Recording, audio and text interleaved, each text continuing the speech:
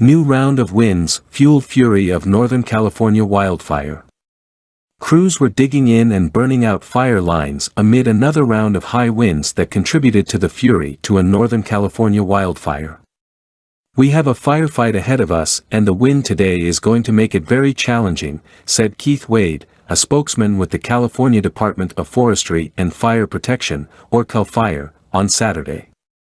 The Caldor Fire in the northern Sierra Nevada already destroyed dozens of homes, and authorities on Friday closed down a 46-mile, 74-kilometer, stretch of Interstate 50, the main route between the state capital of Sacramento and Lake Tahoe on the Nevada state line. The highway was closed after debris from the blaze fell onto the roadway and because of red flag warnings for 20 to 30 miles per hour, 32 to 48 kilometers per hour, winds that by Saturday evening, combined with continued extremely dry fuels, will result in critical fire weather conditions in the vicinity of the Caldor Fire, the National Weather Service said. The winds could gust to 40 miles per hour, 65 kilometers per hour, Saturday. The road is a key checkpoint as crews struggle against the fire, which erupted earlier this week and grew to 10 times its size in a few days, fueled by winds. "We're going to invest everything we can into holding the fire south of the road," said Eric Schwab, an operations section chief with Cal Fire.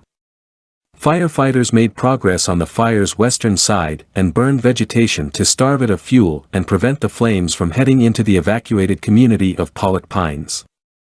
On the northeast side, crews were protecting cabins in the dense forest area, fire officials said.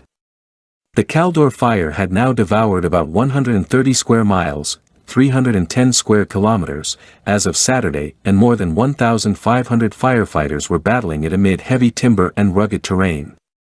The blaze was one of about a dozen large California wildfires that have scorched Northern California, incinerating at least 700 homes alone in and around the Sierra Nevada communities of Greenville and Grizzly Flats.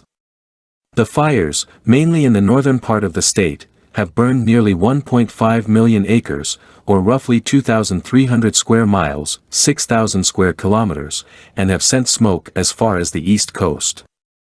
They were burning in grass, brush and forest that is exceptionally dry from 2 years of drought likely exacerbated by climate change.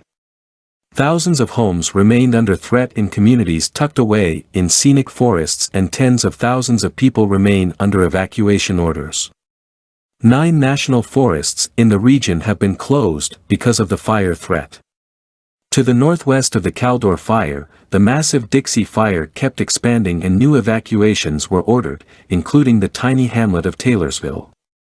In 5 weeks, the fire about 175 miles, 282 kilometers, northeast of San Francisco has become the second largest in state history and blackened an area twice the size of Los Angeles. Weather forecasts call for a storm system that will bring winds but little rain through Northern California into early next week. With it will come increased risks of fires. Dozens have erupted in recent days but were quickly stamped out. An exception was the Cache Fire, a small but fast-moving grass blaze that ravaged at least 56 homes and virtually annihilated a mobile home park. Some of those forced to flee the flames had to leave their pets behind. Emily Crum, an animal control officer with North Bay Animal Services, got a surprise as she searched for abandoned pets in the Clear Lake area.